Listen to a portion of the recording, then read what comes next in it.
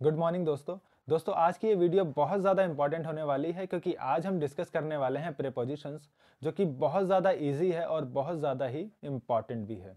दोस्तों आज हम तीन प्रीपोजिशंस को डिस्कस करेंगे और तीन प्रीपोजिशंस है इन, ऑन और एट।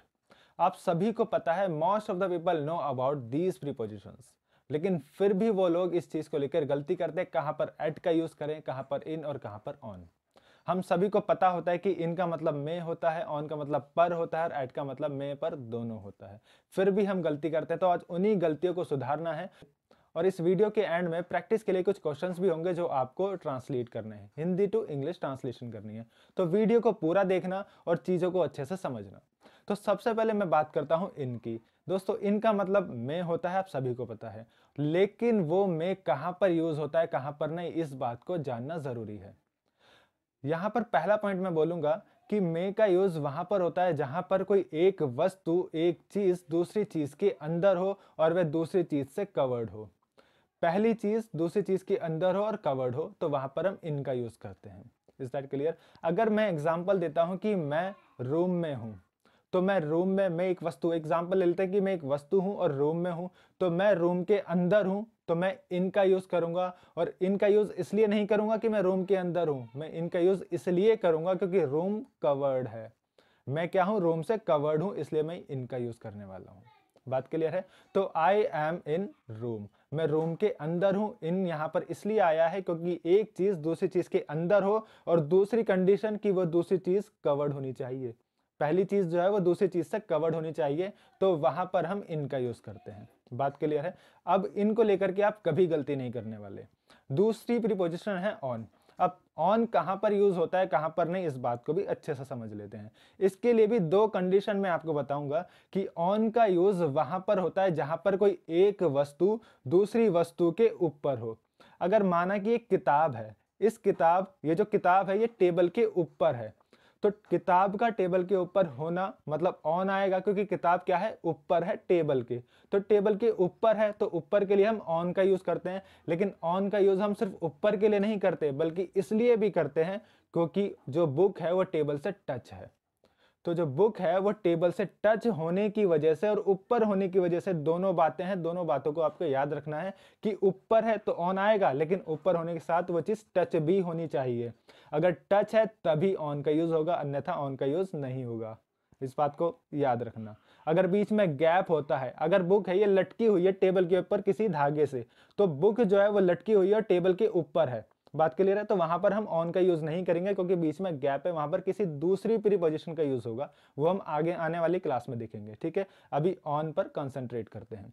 तो ऑन के लिए मैंने आपको दो पॉइंट्स बताए हैं, इन दोनों पॉइंट्स को आपको याद रखना है। पहला कि ऊपर होना चाहिए और दूसरा टच होनी चाहिए, उस सरफेस से पहली वस्तु टच होनी चाहिए, तो वहां पर हम ऑन का यूज करते हैं। Is that clear? चलिए अब तीसरी प्रीपोजिशन है हमारे पास एट। इस एट को लेकर के बहुत सारे लोगों में कंफ्यूजन रहती है क्योंकि इसकी हिंदी दोनों जाती है, में भी और पर भी। तो अगर में आ रहा है तो वहां पर हम लोग इन का यूज कर देते हैं, पर आता है तो वहां पर हम लोग ऑन का यूज कर देते हैं। एट का यूज समझ नहीं आता कि कहां करना है कहां नहीं करना। तो आज इस डाउट को आप क्लियर करने वाले हो, आज ये डाउट आपका क्लियर हो जाएगा। बात क्लियर है? चलिए, एट का यूज हम वहां पर करते हैं जहां पर प्लेस निश्चित ना हो। जैसे कि अगर मैं एग्जांपल देता हूं कि मैंने बोला मैं घर में हूं, आप सभी यहां पर एट का यूज करोगे एज अ प्रीपोजिशन कि मैं घर में हूं, तो आई एम एट होम, क्योंकि हमने बचपन से ये सुना है, ये देखते आए हैं कि होम के साथ एट का यूज होता है, लेकिन एट का यूज होता क्यों है ये नहीं पता। बस होम के साथ एट लगता है भाई, इसलिए मैं एट का यूज करूंगा, लेकिन क्यों करूंगा ये तो नहीं पता, क्योंकि मैंने स्टार्टिंग से बस यही देखा है कि आई एम एट होम, तो मैं घर में हूं तो मैं एट का यूज करूंगा क्योंकि होम के साथ एट आता है।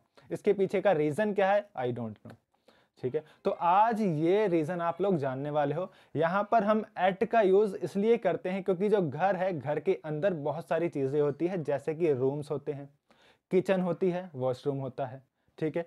घर एक निश्चित प्लेस नहीं है कि आप अगर ये बोल दोगे कि मैं घर में हूं तो जिससे डिफाइन हो जाएगा कि मैं कमरे में हूं या मैं किचन में हूं या मैं वॉशरूम में हूं या किसी घर के किसी कोने में हूं। इस चीज का पता नहीं चलता, तो व्यक्ति घर के अंदर कहीं भी हो सकता है, इसलिए हम वहां पर एट का यूज करते हैं। तो मैंने जो कहा था कि अगर प्लेस निश्चित ना हो तो वहां पर एट का यूज होगा, तो इसीलिए हम घर से पहले एट का यूज करते हैं, होम से पहले एट का यूज करते हैं। दूसरा एग्जाम्पल देखिए, अगर मैं बोलता हूं कि मैं स्कूल में हूं, तो वहां पर भी मैं क्या यूज करूंगा, मे के लिए इन नहीं बल्कि एट का यूज करूंगा। क्यों? क्योंकि वहां पर जो स्कूल है, स्कूल के अंदर भी कई सारी चीजें होती हैं, जैसे कि क्लासेस होती हैं, स्टाफ रूम होता है, प्रिंसिपल रूम होता है, ग्राउंड होता है, लाइब्रेरी होती है। अब स्कूल में बोलने से, सिर्फ इतना बोल देने से कि मैं स्कूल में हूं, ये क्लियर नहीं होता कि भाई वह क्लास में है या फिर लाइब्रेरी में है या फिर स्टाफ रूम में है या फिर ग्राउंड में है। तो कहीं भी हो सकता है स्कूल के अंदर। तो इसीलिए हम उससे पहले भी क्या यूज करेंगे, एट का यूज करेंगे। तो आई एम एट स्कूल। बात क्लियर है? तो जहां पर आपको निश्चित नहीं पता कि बंदे का प्लेस क्या है एग्जैक्टली, तो वहां पर आप एट का यूज करोगे। अब अगर तीसरा एग्जाम्पल एट के लिए मैं बोलूं कि कोई दरवाजे पे नॉक नॉक कर रहा है, ठीक है, तो दरवाजे पर कोई खड़ा हुआ है, पर यहां पर आया है। अगर हिंदी के बेस पर आप जाओगे तो यहां पर आया कि दरवाजे पर कोई है, या फॉर एग्जाम्पल मैं दरवाजे पर हूं, ठीक है, दरवाजे पर खड़े होकर मैं क्या कर रहा हूं, नॉक कर रहा हूं, दरवाजा खटखटा रहा हूं। तो वहां पर मैं क्या यूज करूंगा, ऑन? बिल्कुल नहीं, क्योंकि पर का मतलब तो ऑन होता है, तो ऑन आना चाहिए, लेकिन वहां पर मैं ऑन का यूज नहीं करूंगा। वहां पर भी मैं किसका यूज करूंगा, एट का यूज करूंगा। क्यों? क्योंकि वहां पर भी प्लेस निश्चित नहीं है। फॉर एग्जाम्पल कि ऑन तो भाई तब आता है जब कोई किसी चीज के ऊपर हो, तो दरवाजे के ऊपर मैं नहीं हूं, मैं नीचे जमीन पर खड़ा हुआ हूं, दरवाजे के ऊपर नहीं खड़ा, ऊपर दरवाजे पर चढ़ के नहीं खड़ा हुआ, जमीन पर खड़ा हुआ हूं, तो इसलिए मैं वहां पर ऑन नहीं कर सकता। और दूसरी चीज, दरवाजे के ऊपर का जो एरिया है वो मुझे कवर भी नहीं कर रहा अच्छे से, जो मुझे अगर कवर कर दे तो मैं वहां पर इन का यूज कर दूं। क्लियर है? तो इसीलिए वहां पर क्या यूज होगा, एट का यूज होगा। आई एम एट डोर, मैं दरवाजे पर हूं। बात क्लियर है? तो इसी तरीके से आपको ये चीजें समझनी है। अब लास्ट में आपको कुछ एग्जांपल्स दिए गए होंगे प्रैक्टिस करने के लिए, हिंदी टू इंग्लिश ट्रांसलेट करना है और सही प्रीपोजिशन का यूज करना है कि कहां पर किस प्रीपोजिशन का यूज होगा। बात क्लियर है? दोस्तों, अगर वीडियो पसंद आई हो तो इसे लाइक करना, ज्यादा से ज्यादा शेयर करना और चैनल को सब्सक्राइब जरूर करना। फिर मिलेंगे एक नए टॉपिक के साथ। जय हिंद।